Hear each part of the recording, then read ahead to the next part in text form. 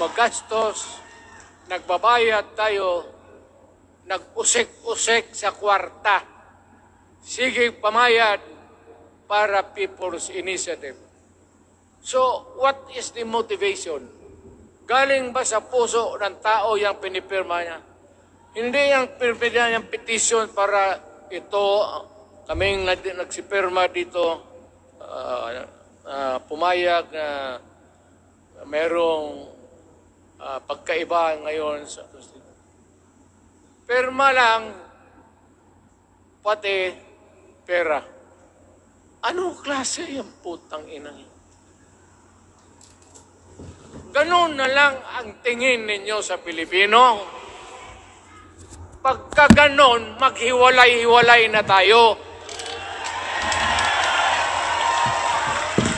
Kayong taga Luzon, pumunta na yan sa Mindanao, mag-declare na lang tayo ng independence separate.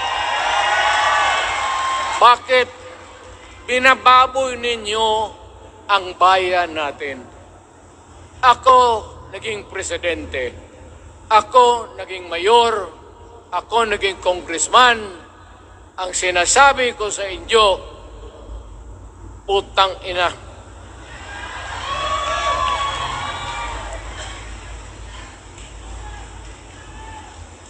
Malinis to.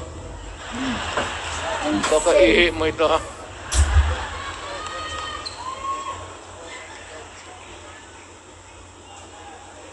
Kakaubos talaga ng laway itong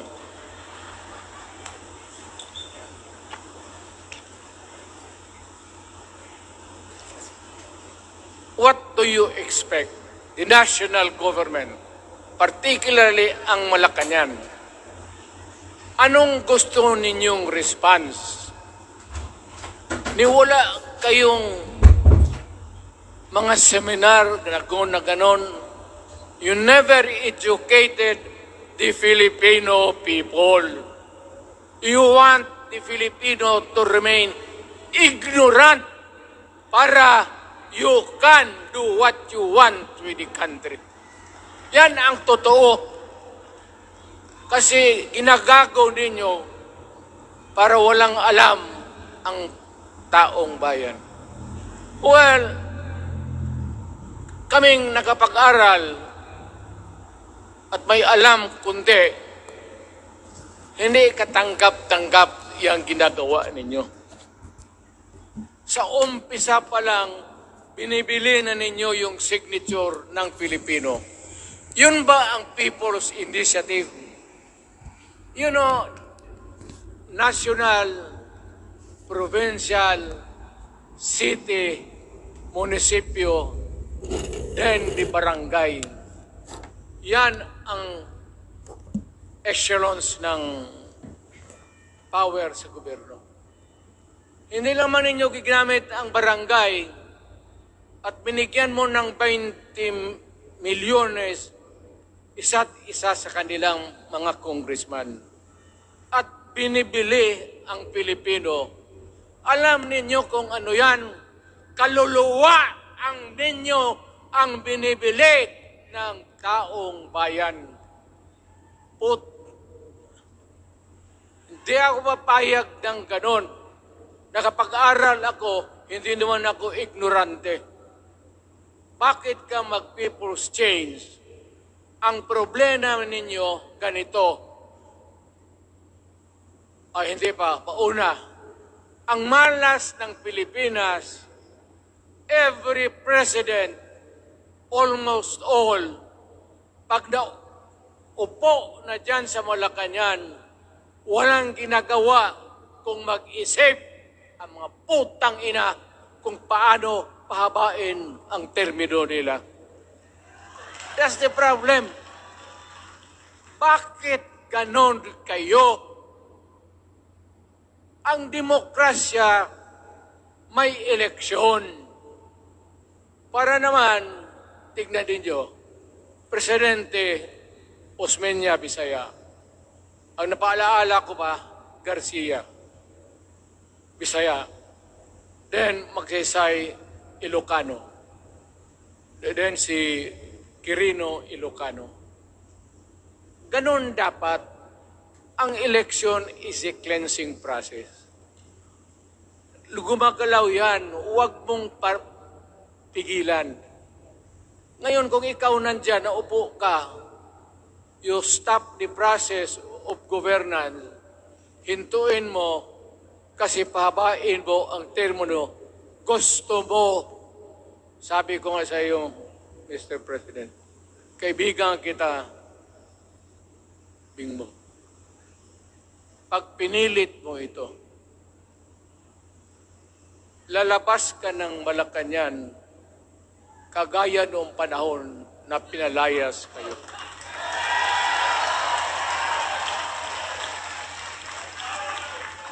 Alam ninyo, kung hindi na talaga ito mapigilan, nandyan ang military pati pulis, makinig kayo.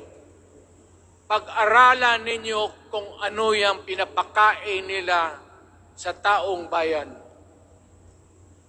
At pagka nakita ninyo kung ano ang mali, you correct it.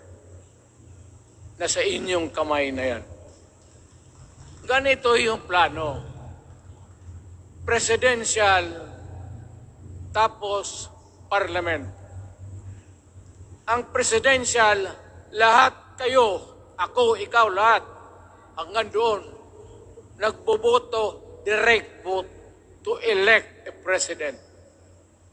Itong parliament, prime minister lang ang magboto, yung mga assembly who are the congressmen now. Putang ina ninyo, wala akong tiwala sa inyo. Wala kayong prinsipyo, bukang pera kayo lahat. Yan ang totoo. Kaya gusto ko, pag nagka-letse-letse nga pumasok ang military, palitan ninyo lahat. Arestuhin ninyo kasi nagsasayang ng pera at yung ginagastos nila is a fraud, swindling ang ginawa nila. You must account for the wasted money, for the money that you bought the signature of a Filipino, bribery.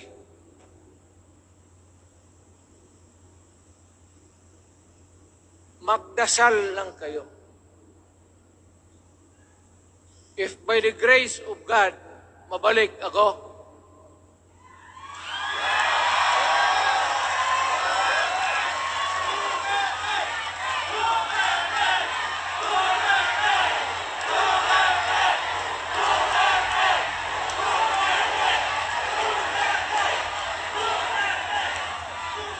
milagro lang naman yan, hindi ba yan totoo?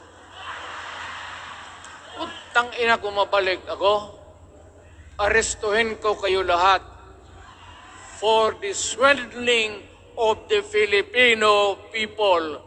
You committed fraud. Pinagsayangan ninyo ang pera namin. People's Initiative does not involve buying the vote or the signature of the Filipino. Talagang mga wala kayong prinsipyo, mga putang ina ninyo. Yun naman, baski ano ka, diyan katagal ako, yan, yung sa likod ko, umupo ako diyan.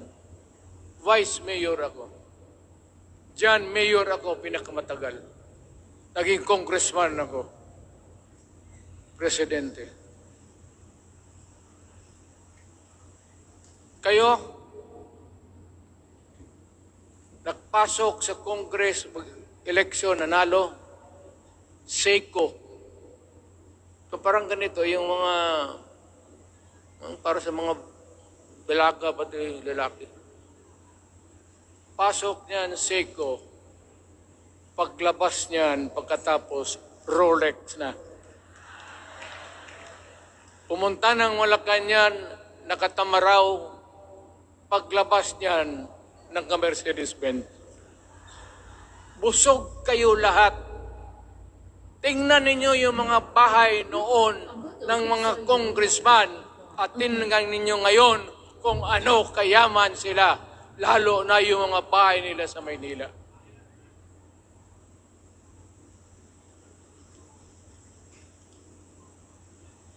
Wala kayong masabi sa akin. Alam mo bakit diretsahan ako magsalita? Ninipahat wala ako. Paglabas ko sa Malacanang, lipad ako dito. Pumunta ako sa bahay ko para mag-retire. Ayaw ko sanang bumalik. Ayaw ko na. Matanda na ako. Putang ina, napapandol lang ako dyan eh. Kaya lang, marami akong magandang naisip kanina papunta dito. Kaya yung sumasayaw lang kasi yung mga ali. Napakante tuloy, nakalimutan ko kung ano ko nang tangina. Huwag kayong magpaloko. Alam mo, Parliament, ang ambisyon niyan, karamihan galing kay Lisa Marcos pati kay Romualdez. Bongbong bangag yan.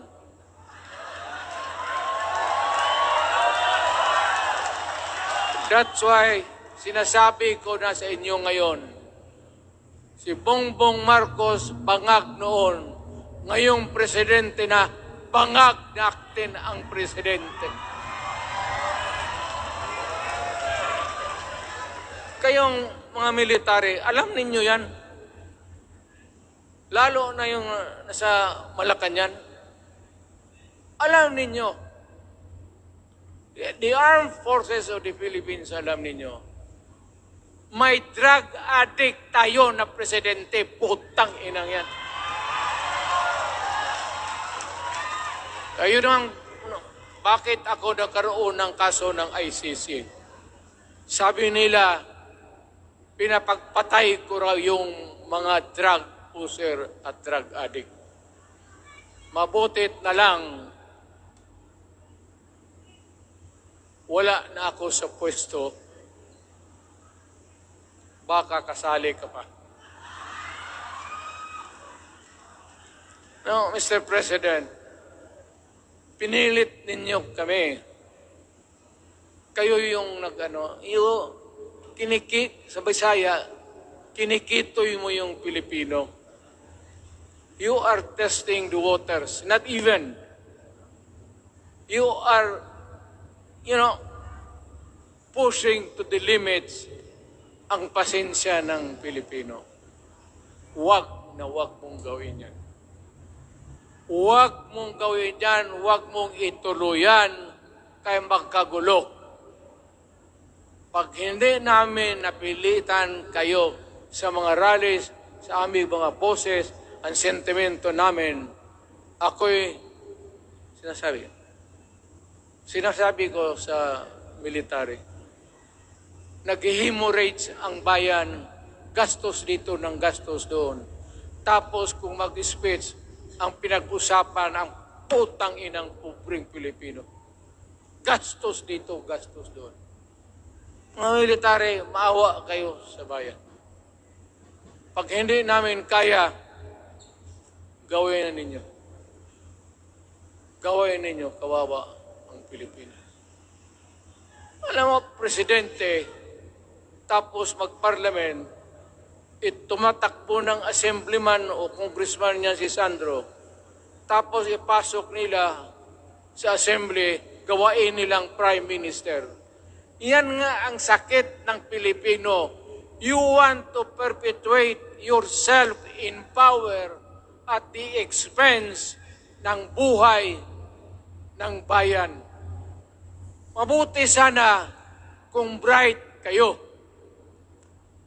Kung drug addict ka lang naman at may asawa kang hungry for power, tapos may isa itong taga Leyte, gusto siyang mag-prime minister, at gawin niya itong bongbong, diyan ka lang, ako ang bahala. Ceremonial president ka na lang. Ako na ang magpatakbo ng bayan sa parliament. Yan ang plano nila. Yan ang hindi talaga matanggap natin. Kalukuhan niyang putang ina. Huwag kayong, alam mo, bakit ako makipag-away ng presidente? Marami siyang sundalo. Kaya natin, kayong pumalag, pero there is always a time for everything. May panahon na ikaw ay sikat. Sa ayaw mo at sa hindi, may panahon ka talagang bababa dyan sa Malacanang. Gaano katagal ka man to hang on to the power, that is for God to decide for the nation. Kami, patayin ninyo, wala na akong silbi. Tapos na ako, naging presidente na ako, nakatikim na ako ng pag-upo ng silya dyan sa Malacanang. Ganoon na lang ang ang alaga ko sa bayan. Alam mo ba, tanungin mo yung lahat ng senador, magbisita sila, isang kanin, isang pork chop o isda, sabaw. Noong panahon ko, sabi ko, yan lang ang mapakain ko sa inyo. Walang steak kasi mahal yan. Hindi natin pera itong kinakain natin. Yan ang totoo. Magtanong kayo ng taga-Malacanang dyan. Hindi ako nagpabibida. Sinabi ko lang, huwag ninyong kalimutan, Mr. President, ang delikadesa. Mahirap yan. Magkaroon tayo ng... Ngayon, wala naman, yun naman lang ang dapat lang pagpintuhan natin. Huwag kayong pumayag dyan. Pinabastos kayo. Alam bakit? Bakit dadalhin tayo sa parliament? Anak ka nang. So pag doon, kontrolado na nila, pati yung anak na assured na maging... Yan nga ang mahirap eh. Lahat na maging presidente, ang pamilya nila, walang inisip kung hindi paano titira dyan hanggang sa matapos ang panahon. May I remind you, itong election, papalit-palit ito. Para sa lahat, mayroong Ilocano, may Bicolano, may Bisaya. Hindi mo pwedeng suluhin yan. The election is a cleansing process. It does not, it's never the intention of the whoever wrote the Constitution na ikaw, isang Pilipino, taga-Paway, taga-Batangas, taga-Davao, ikaw, Rodrigo Duterte, nandiyan ka na, huwag ka nang umalis. It was not the intention of the lawmakers. Demokrasya tayo, Mr. President. Huwag mong kalimutan na isang term ka lang pagkatapos bababa ka na. Pag ayaw mong pamaba, putang ina magkagulo ang bayan, sabihin ko sa inyo. Ngayon, nakikinig kayong mga military. Gusto niyong iwasan ang dugo? Kayo lang ang makapigil nito. Putang ina, pigilan mo yung kalukuhan na yan. Pagka hindi itong rally na ito, it will multiply all over the Philippines and there will be trouble. Kami, ako ang nauna kasi galit ako. Dumaan ako ng presidente. Not even for a minute did I think or was thinking of extending my term even for one day. Noong natapos ako sa araw na yun, bumaba ako, sumakay ako, lumipad ako dito sa Davao. Ikaw, Mr. President, hintayin mo yung 6 year, kalimutan mo na yung kay Romualdez, kasi yan ang magpahamak sa iyo. At maraming magagalit sa iyo, pati na ang militar. Kaya hindi na ako magtatagal. Yun lang ang dasal ko. Reject. Protect the Constitution. I am calling now the armed forces and the PNP. Protect the Constitution. Trabaho ninyo yan. Huwag ninyong kalimutan. Kami, inyong dapat, you should worry about the nation. The millions of Filipinos. Huwag kayong mag-isip lang ng isang pamilya. Putang ina. Ilagay ninyo sa utak ninyo yan. Bahala kayo. Walang araw, magsisihan. Pero kasi umuulan naman, hindi ulan.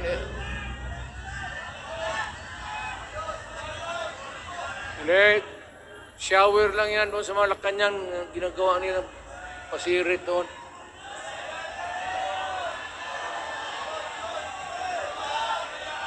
Wala naman rin akong masabi. Kasi hindi ba ito eleksyon?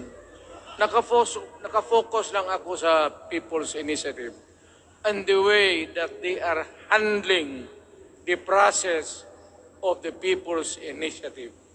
Ang nangyayari ngayon, hindi yan People's Initiative, kung hindi buying the people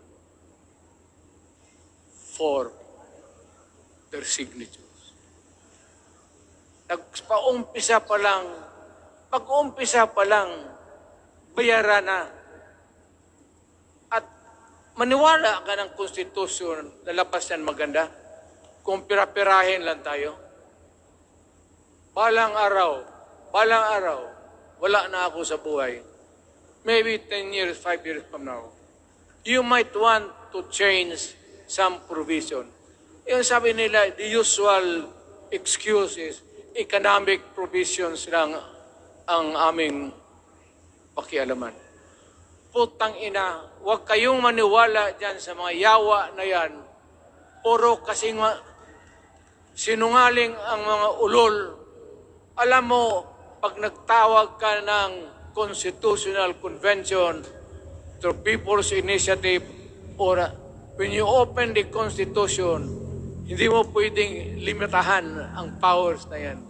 It's unlimited.